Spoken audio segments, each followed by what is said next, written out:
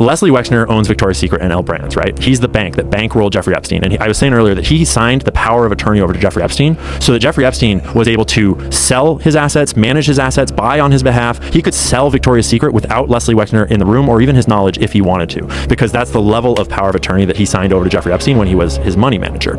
And the reason why you do that is so that you can claim that you don't know about his operation.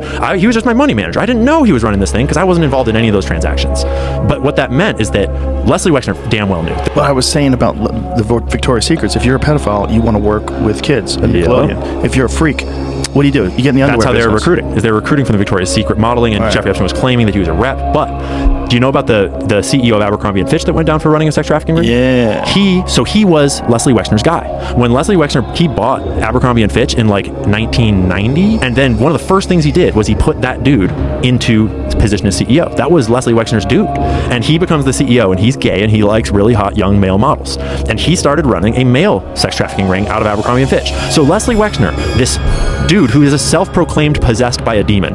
What? Yeah. Whitney has a whole chapter where she goes into this article that was done by a mainstream news source like 10, 20 years ago, where they're interviewing Leslie Wexner and asking him about how he came to power and what's his secret. It's called his D-book, D-Y-B-U-K, and you can read about this on Wikipedia as well. And he describes in his own words that he's possessed by a D-book, which is like a Yiddish word for an evil demon that drives him for more and more and more and more. This is in his own words. He's a sketchy dude. He's running 2 sex trafficking rings out of his companies that he doesn't know anything about. And simultaneously, he founded, the Wexner Foundations and the Leslie Wexner Heritage Foundation. Those are also very interesting and controversial. They're very tied to Israel because he is one of the foremost Israeli philanthropists, despite being an American.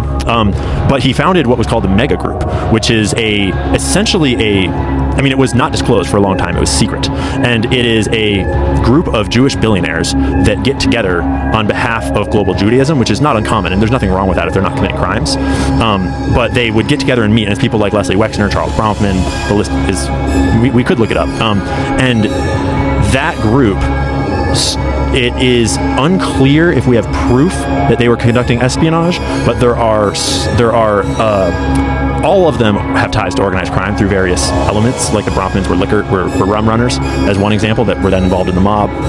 Leslie Wexner was involved in these trafficking rings, etc. And that group seems to have been directly associated with Jeffrey Epstein.